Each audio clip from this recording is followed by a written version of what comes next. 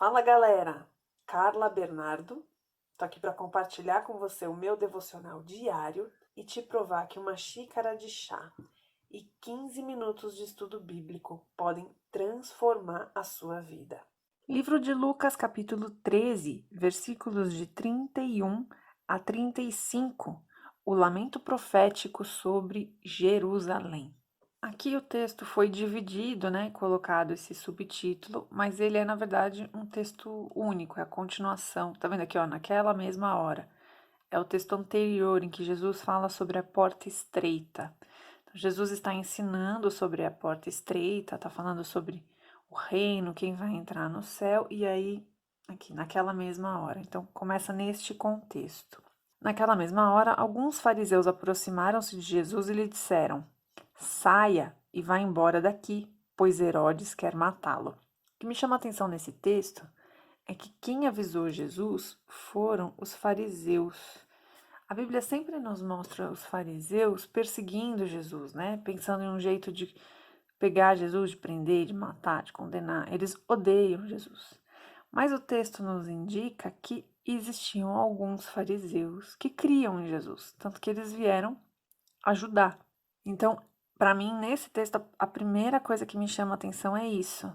Quando a gente fica mergulhado no texto, a gente já identifica fariseu automaticamente como inimigo de Deus, inimigo de Jesus. Então, aqui ele nos mostra que alguns fariseus criam em Jesus e gostavam dele. É muito bom a gente saber que, mesmo no meio da maioria, mesmo no meio da matilha de lobos, podem existir algumas pessoas boas, né? Que é o caso aqui. A gente já viu aqui em outros textos que Herodes era o tetrarca da região de Jesus. O que era isso? A região tinha 4 governadores, por isso tetra. E Herodes era o que comandava ali da região de Jesus, a cidade onde Jesus nasceu. Então, Jesus respondia a Herodes e a região onde Jesus pregava, tal, também. Herodes era o judeu. Ele deveria ser judeu, mas já existia uma mistura ali de alianças políticas, enfim, reinos. Então, Herodes era meio judeu. E aí Jesus respondeu, né? Ele respondeu: Vão dizer àquela raposa, Herodes. Ó, Jesus, que ousado. Olha isso, Jesus se refere assim a um homem que não vale nada. E hoje a gente vê muita gente falando que, ai, você como crente não pode falar assim de fulano, beltrano. Olha como Jesus se refere. A gente vai ver sempre na Bíblia que os profetas, nem Jesus, eles não têm papas na língua quando é para exortar ou quando é para se referir às pessoas que são muito hipócritas, né? Então, ó como Jesus fala, aquela raposa: expulsarei demônios e curarei o povo hoje, amanhã e no terceiro dia estarei pronto.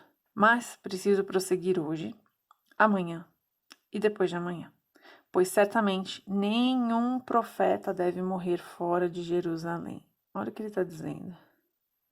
Que ele vai morrer, mas não fora de Jerusalém.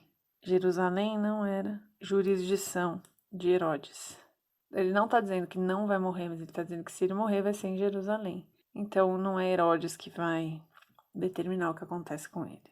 Aí aqui ele começa a citar o Salmo 118. Olha o que ele diz: Jerusalém, Jerusalém, você que mata os profetas e apedreja os que são enviados a você. Então aqui, mata e apedreja. A gente vê muito isso na Bíblia. Os profetas sempre foram maltratados, porque profeta que é profeta de verdade, ele aponta o caminho e ele exorta ao conserto, ao erro. Profeta que só fala o que as pessoas querem ouvir, geralmente é um falso profeta. Então, os profetas do Senhor, eles sempre são desagradáveis, porque a palavra de Deus é desagradável. Eu vi uma vez o Douglas, do Dizascope, falando e nunca esqueci. O evangelho ofende tudo aquilo que a gente acredita, tudo aquilo que a gente quer, todas as baboseiras que a gente ouve do mundo, né? Siga o seu coração, seja feliz. Porque o evangelho verdadeiro nos confronta. Se você tem lido a Bíblia, ido à igreja e não tem sido confrontado, não tem sido desafiado a mudar, a se arrepender, a largar os maus hábitos, a ser uma pessoa melhor, você não está aprendendo nem bebendo na fonte do evangelho. E isso é incômodo. Então, os profetas sempre foram e sempre serão perseguidos. E é o que ele está falando aqui. Israel mata e apedreja os profetas um a um. Matou quase todos. Aí olha aqui. Quantas vezes eu quis reunir os meus filhos, como a galinha reúne os seus pintinhos debaixo de suas asas. Isso é Deus falando. Israel, quantas vezes eu não quis ter vocês aqui comigo, num ato de amor, mas vocês não quiseram. Eis que a casa de vocês ficará deserta.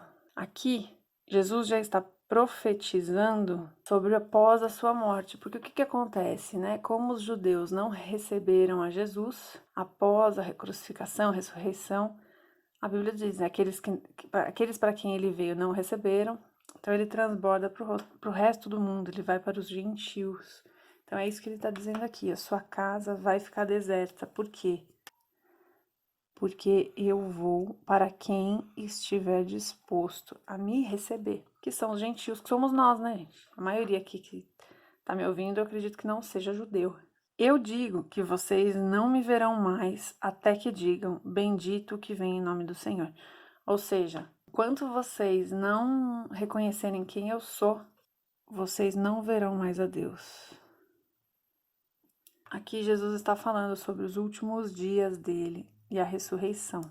Tanto que ele fala hoje, amanhã e depois, ele fala sobre 3 dias, né? Então isso aqui é uma profecia sobre a morte de Jesus. Esse texto aponta para o destino de Jesus. Hoje, amanhã, no 3º dia estarei pronto, que é o dia que ele vai ressuscitar. E quando ele ressuscitar, ainda assim os judeus não vão aceitá-lo. Então ele vai esvaziar a casa deles e levar a mensagem, a palavra, para os outros países do mundo, até os confins da terra, para os gentios. O penúltimo texto que a gente gravou aqui é o que falava sobre o grão de mostarda. Ele está nesse mesmo capítulo. O que ele diz? Que o reino de Deus é como um grão de mostarda, que é minúsculo, que quando é plantado, cresce, vira uma árvore e os pássaros vêm fazer ninho sobre ela, na copa. E eu já vi alguns estudos que dizem que essa comparação com o reino é o quê? Os pássaros seriam aqueles que vêm de fora e fazem morada nessa árvore, que é o reino. Ou seja, seria uma referência aos gentios, aos que não são judeus.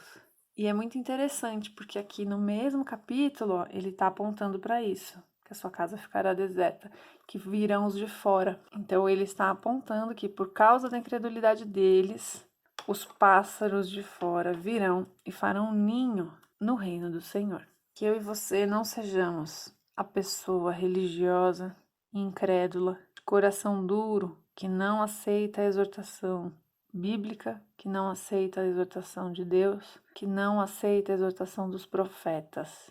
Algumas linhas teológicas não acreditam que exista mais profetas, né? Tem gente que diz que o que Deus tinha que revelar já foi revelado, que a gente só pode ler a Bíblia. Eu não creio nisso de maneira nenhuma. Acho limitar muito Deus e o Espírito Santo. Imagina, um Deus que envia o Espírito Santo para nós após a ressurreição de Cristo não faria milagres e profecias e sonhos e etc. Acho isso bem impossível.